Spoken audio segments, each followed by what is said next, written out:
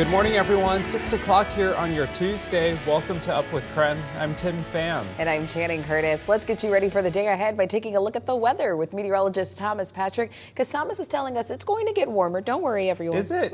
Thomas? I don't know at this point. I'm kidding.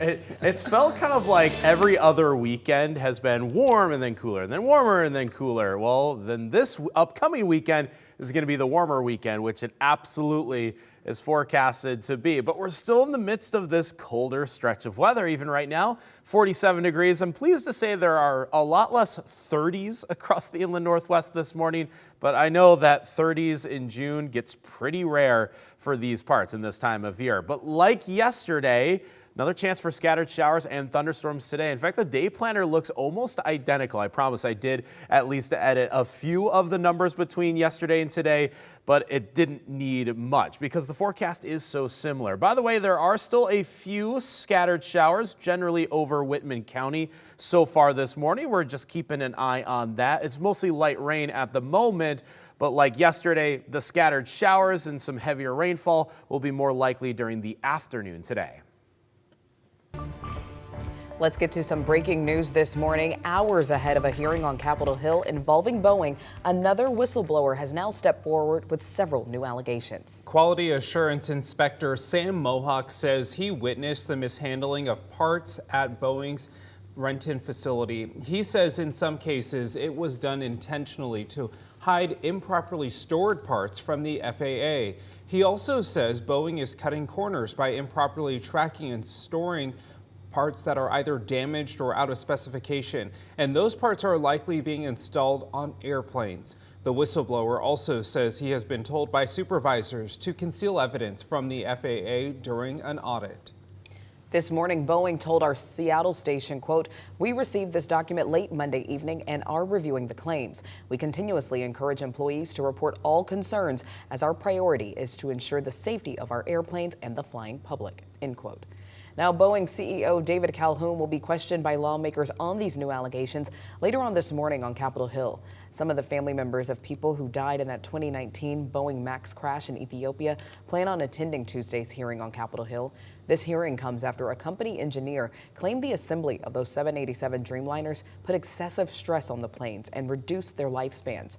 Boeing is calling these allegations inaccurate. The head of the FAA told lawmakers, though, just last week his agency was too hands-off in its oversight of Boeing before a door plug blew off of a plane in January. The Coeur d'Alene police chief plans on asking the city council to make an emergency declaration at their meeting tonight.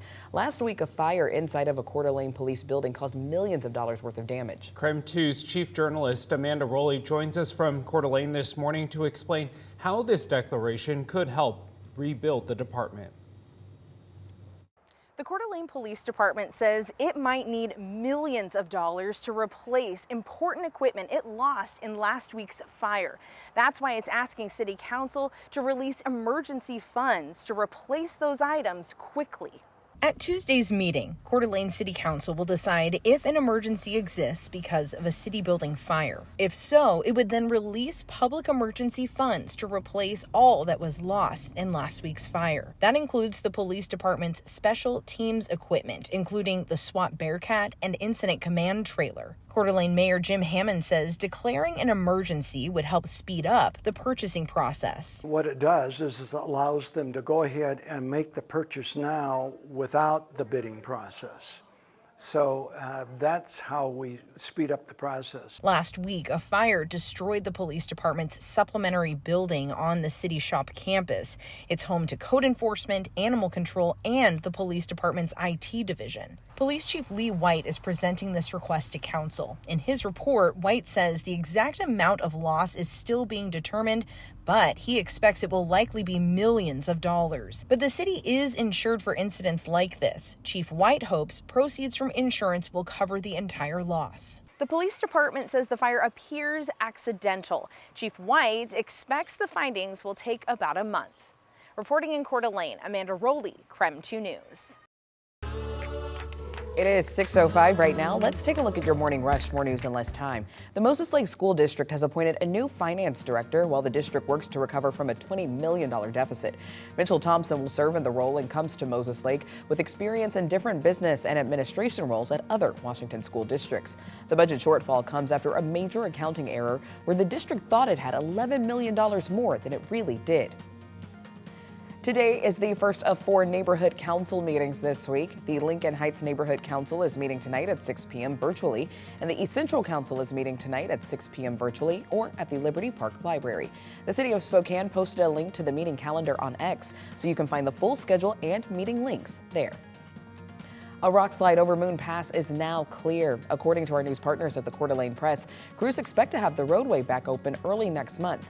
The rock slide happened back in April. Shoshone County declared a state of emergency shortly after to fund the cleanup and repair process. And last week, President Biden made a major disaster declaration after Idaho Governor Brad Little declared the slide an emergency. And take a look at this. We have new video out of Snoqualmie Pass this morning showing the first time since 2021 that a black bear has been spotted using the safer crossing under I-90. More than 25,000 animals have used the underpass since 2014. And that's a look at your morning rush.